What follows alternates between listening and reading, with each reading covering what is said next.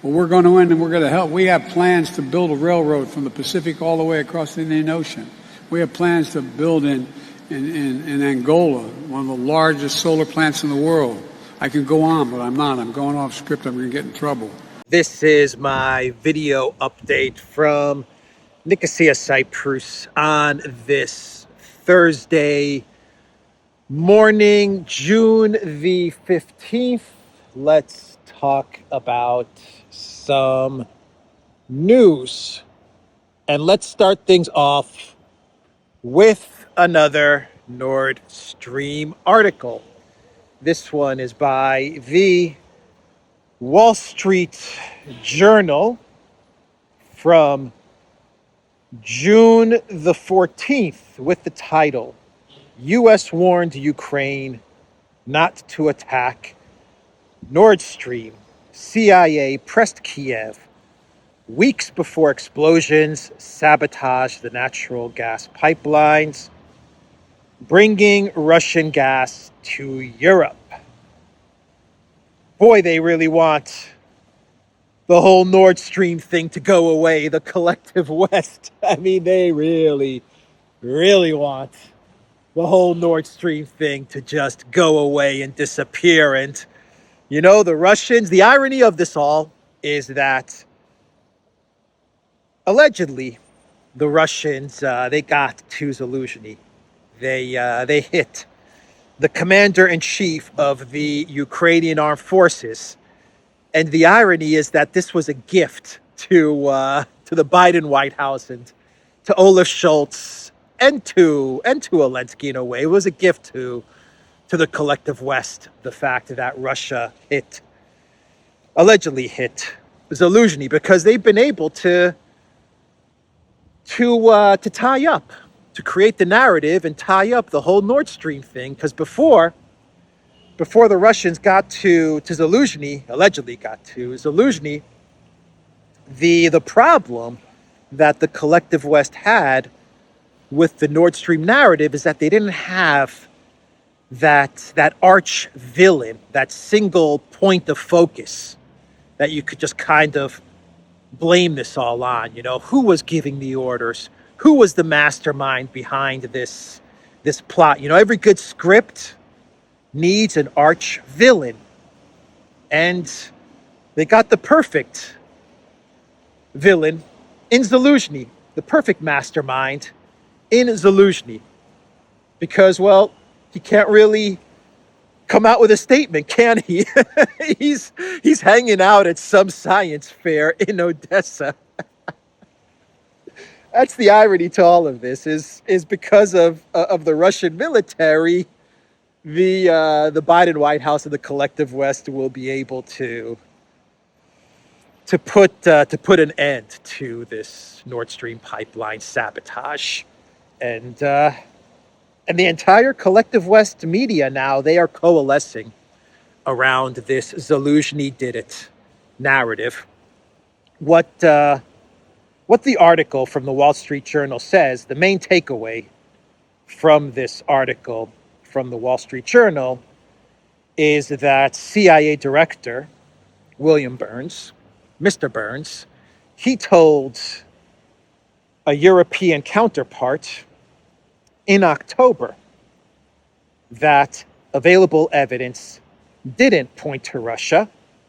So the CIA knew in October that Russia was not behind this, even though the collective West media and EU leaders were running their mouths saying that Russia did it. They were blaming Russia, but the CIA knew that Russia had nothing to do with this. And then this European counterpart, he asked Mr. Burns, he asked him if Ukraine was to blame, according to the Wall Street Journal. And Burns reportedly answered, "I hope not." Mr. Burns, is Ukraine to blame? Did Ukraine do it? Gosh, I hope not. Did Zaluzhny do it? Not yet. Not yet. But we'll give the Russians his coordinates, and when the Russians take him out, then, you know, we'll have someone to blame this on. Can you imagine that? Can you imagine if if the U.S. somehow they found a way to get to the coordinates of where Zaluzhny was, to tip off the Russians as to Zaluzhny's whereabouts on the front lines, and the Russians hit that area just so they could set up this entire Nord Stream thing. That would be, wow. Who knows? Maybe, just maybe. So that's the update on Nord Stream. I think we all now have a clear understanding where this is going. Biden he gets off clean. Newland, Sullivan, Blinken, clean. Zelensky, clean, because Zaluzhny was a rogue actor, so Zelensky had nothing to do with this. He had no idea. He's clean, and Olaf Scholz. Olaf Scholz can go to the German people, and he can say, we're all good with the United States and the Biden White House. You see, the Biden White House, they didn't blow up Nord Stream. And Zelensky, he had no idea what was going on, and we're all good there, so we can continue to provide weapons and money to Zelensky as well. And the guy that did this, people of Germany, the person that did this was the commander of the Ukraine military. He's the guy that was the mastermind behind the Nord Stream pipeline sabotage. So all good for Olaf Scholz as well. And the Olaf Scholz government, since we're talking about Germany and Olaf, they came out yesterday. I believe this is their first ever national security strategy document. And the number one enemy, according to Germany, it's not Zaluzhny. It's not the commander of the Ukrainian military that blew up the Nord Stream pipeline. That's not the number one enemy for Olaf Scholz and Germany. The number one enemy is Russia. Russia is the number one enemy, according to the National Security Strategy document, which describes Russia as a force threatening both regional and global order, while stating that NATO is always ready to defend its allies. So Germany's top enemy is Russia. The document states that Germany does not consider China as an enemy. I think the document actually says that Germany seeks cooperation with China, and the document also claims that neither Germany nor NATO are seeking rivalry or confrontation with Moscow, but the military bloc is always ready to protect both the sovereignty of its members and its allies. So Russia is the number one enemy for Germany, but Germany does not seek confrontation with Russia. But Germany will continue to send their Leopard tanks and their money to the Zelensky regime so that the war in Ukraine can continue. So that is the National Security Strategy document as outlined by Olaf Scholz. Once again, it is Russia that's the number one enemy, not the person or the people or the country or the countries that blew up the Nord Stream pipeline or that are involved in the deindustrialization of the German economy. They are not the number one enemies of Germany. It is Russia that is the number one enemy of Germany. As you wish, Olaf Scholz, as you wish. So, media in Finland, they are reporting that half of the 6 Leopard 2R breaching vehicles donated to Kiev have been disabled. And the media in Finland, they have seen all of the photos that have been coming out from the front lines, from the gray zone area where All of the fighting is taking place because the Ukraine military has not been able to reach the first line of Russian defenses.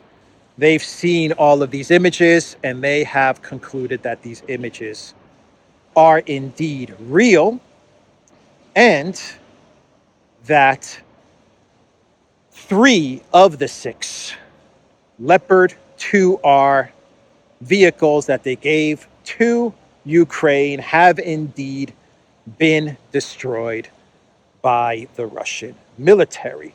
The so-called Leopard 2R heavy mine breaching vehicle is meant for creating paths through minefields for advancing forces. The Finnish firm Patria had converted 10 regular 2A4 main battle tanks into the mine breaching variant. Helsinki this year sent the 6 that remained operational to Ukraine. Finland's defense ministry said that the vehicles were difficult to operate on its soil, particularly in the winter. A Leopard 2R has no turret and is equipped with a distinctive British-made frontal mine plow. 3 vehicles with those features were photographed on the front line after reportedly getting hit last Thursday during an attempted offensive near the village of Malaya Tokmachka in Zaporozhye region. There's one correction to this article. Those are not Finnish Leopard 2Rs that the Russians destroyed. According to Annalena 360 Baerbock logic, those are actually Ukrainian Leopard 2Rs. So, to be honest, the Finnish media should just run an article and say that the Russians destroyed Ukrainian Leopards and not Finnish Leopards. Remember, the minute you give over those Leopards to Ukraine, they're no longer Leopards from Finland or Germany. They're Ukrainian Leopards. So that is what the media in Finland is reporting, which is confirmation from Finland that Russia is indeed destroying the collective West vehicles and weapons and everything that they've handed over to Ukraine. The Russians are indeed destroying all of these things. All the while, the Ukraine military is still stuck in the gray zone area of the front lines. After 2 weeks of trying to break through, the Ukraine military, with all of these Leopard tanks and Bradleys and everything else that the collective West has given to them, they are still unable to reach the first line of defenses of the Russians. Politico, they are reporting that come July, with the big NATO summit in Vilnius, and given everything that they are seeing right now unfold with the big counteroffensive, that come July, Ukraine will not be offered membership into the NATO alliance. And Politico claims in this article, U.S. allies negotiating security guarantees for Ukraine, that the U.S., the U.K., France, and Germany, what they are going to do instead of opening up the way for Ukraine to enter the alliance, what they're going to do is they're going to come up with some sort of plan, some sort of scheme to provide security guarantees to the Zelensky regime instead of NATO membership. Now, the interesting part about this Political article is they claim that these security guarantees, which will be in the form of military aid and money, these security guarantees are not, and I repeat, are not going to have the legal force of a treaty. Which means that if you're Zelensky, these security guarantees are meaningless. They are meaningless. I wonder if NATO is finally starting to come around to the fact that this is a hopeless situation for the Zelensky regime after seeing everything that happened during the first 2 weeks of this counteroffensive. Maybe, just maybe, NATO is saying, you know what? This is not working out as we planned, and yeah, we can give them security guarantees, but just don't make those security guarantees legally binding, which means they're essentially useless for the Zelensky regime. So that is an article from Politico. What is happening on the front lines in this conflict? Fighting in the gray zone area. The Ukraine military is still trying, hoping for some sort of breakthrough. They keep on running stories about capturing some dacha or some home or some village here and there in this gray zone area, but then you get reports that the Russians are just annihilating the Ukraine military that enters these abandoned villages or these abandoned homes, and eventually the Russians then take over these villages and homes, these abandoned villages and homes, and that's where we are. The Ukraine military is trying to figure out, the Zelensky regime, they're trying to find some sort of weak spot where they can break through to at least capture a significant village or town or small city, something that they can take to NATO in July in Vilnius and say, look, you see, all those weapons that you gave us, we put them to good use. We captured village A, which is located 5 miles from the Russian first line of defense. And from village A, if you give us F-16s or F-18s or whatever, if you give us these things, then we can launch a proper attack towards Russia's first line of defense and towards Crimea. That's pretty much where we are after 2 weeks of the big counteroffensive. But the real story, in my opinion, the real story of the last 2 weeks is that the Russian military, they're able to hit any part of Ukraine with missiles and drones that they wish. Yesterday, we got huge missile and drone strikes in Odessa and Poltava and just about everywhere in Ukraine.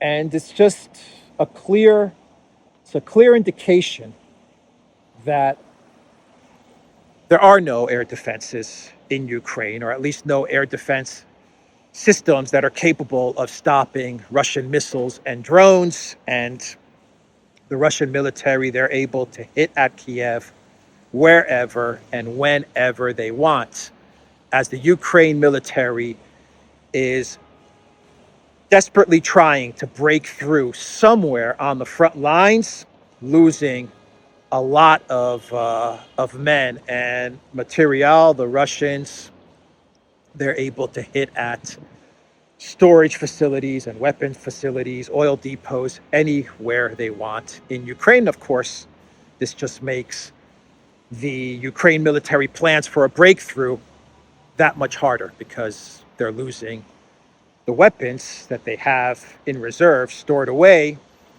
for this big counteroffensive that they were hoping to use in a breakthrough. They're having these weapons destroyed by the Russian military. It's a terrible situation for the Ukraine military, and I think that NATO is, I hope that NATO is finally starting to come around to the fact that this is unwinnable. Maybe you will get some sort of of push towards a ceasefire or a peace settlement or something, given the fact that this counteroffensive has been a complete dud, a complete disaster. The Hague and the EU Parliament, they are now claiming that Russia has committed war crimes with the destruction of the Kakhovka Dam. The EU Parliament actually yesterday, I believe it was yesterday, they said that Russia was behind the destruction of the Kakhovskaya hydroelectric power station, and they said this is a war crime of Russia. MEPs urged to continue supporting Ukraine to introduce new anti-Russian sanctions and to direct the frozen assets of the Russian Federation to the restoration of Ukraine. That's the important part. That's the important part. Before all of this winds down, before all of this collapses, Parliament members, we absolutely need to find a way to get our hands on Russian money that we've seized and frozen or that we're looking for. That's the most important part to all of this. So in my opening story, I talked about how once upon a time, the European Parliament claimed that Russia blew up Nord Stream. And now we know that Russia did not blow up Nord Stream. And so here we have the European Parliament obviously not learning any lessons from Nord Stream. Why would I expect them to learn any lessons from Nord Stream?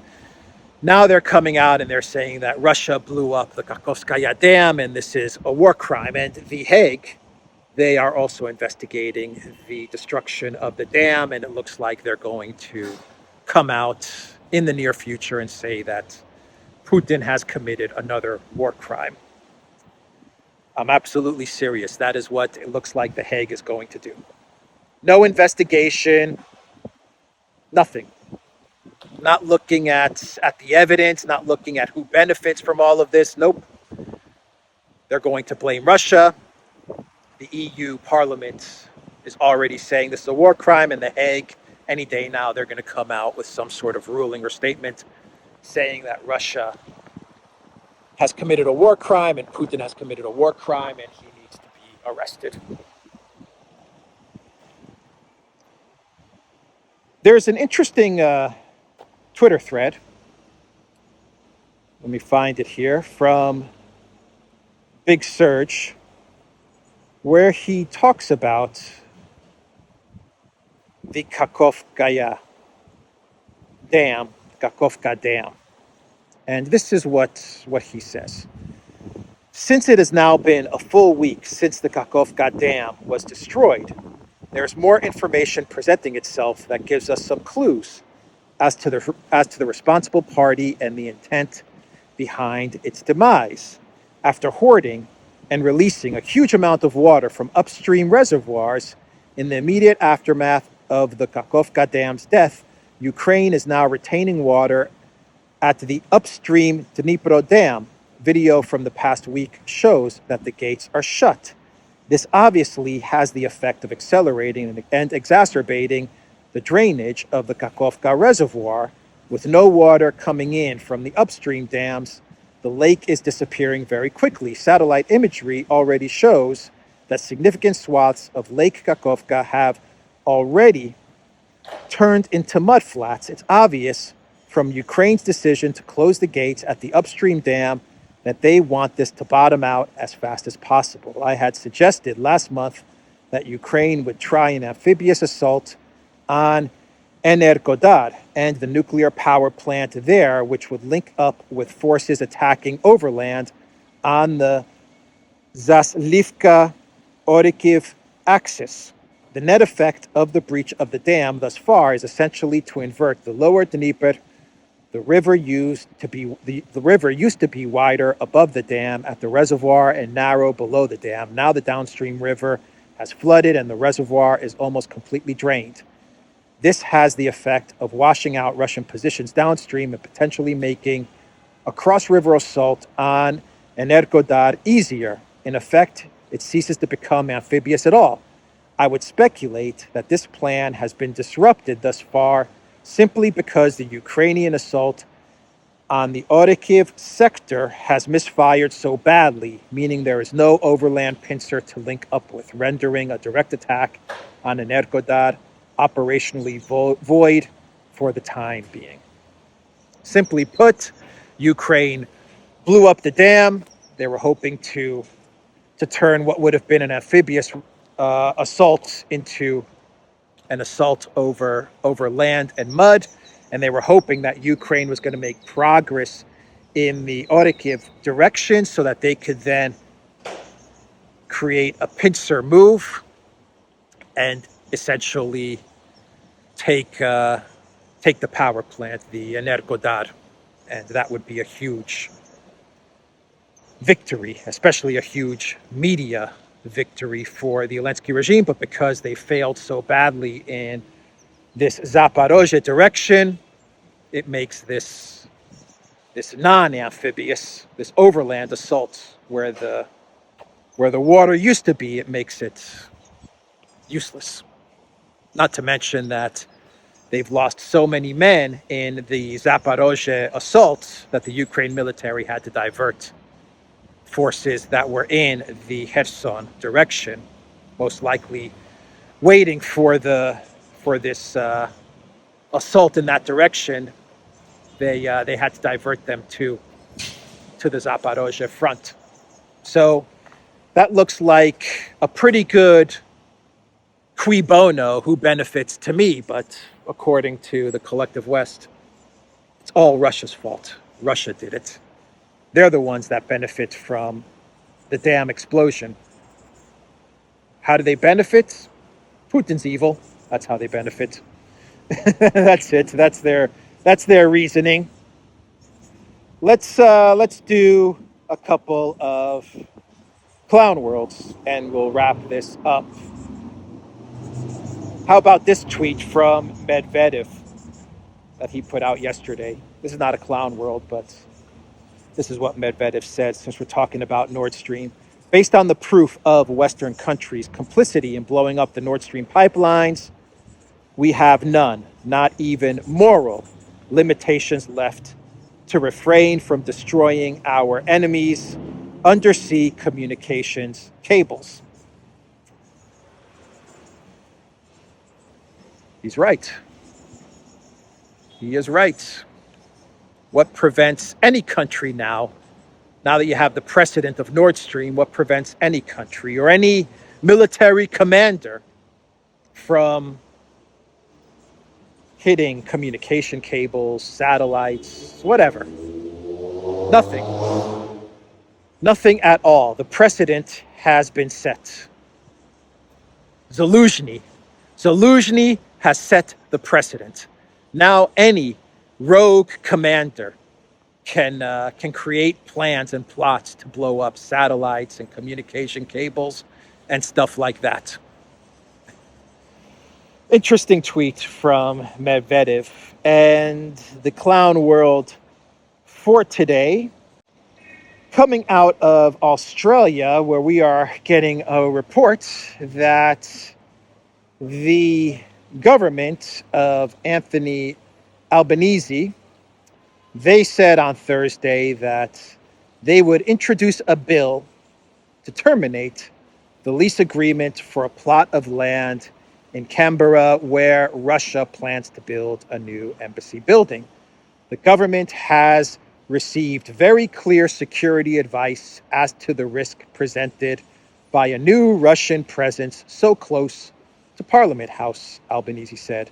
We are acting quickly to ensure the lease site does not become a formal diplomatic presence. The PM added that he expected the legislation to pass both houses of the country's parliament, the House of Representatives and the Senate later on Thursday. Home Affairs Minister Claire O'Neill also argued that the principal problem with the proposed building was its location. The Russian embassy in Australia described the decision to terminate the lease at the time as an unprecedented and very unfriendly move. Yep. Can't have the Russian embassy, a new Russian embassy, so close to Parliament House. Can't have none of that, because those evil Russians and all the evil spying that they're going to be doing on the Australian Parliament. You can't have them so close to the Parliament building. So you're going to have to break the lease agreement, and I don't know, maybe tell the Russians to build an embassy really, really, really far away from any Australian government buildings, just to play it safe, just to play it safe, Oh boy! All right, that's the video, everybody. TheDuran.locals.com. We are on Rumble, ODYSEE, BitChute, and Rockfin, and Telegram, and go to the Duran shop. 10% off. Use the code Good Day. Free Assange. Free Gonzalo Lira. Take care.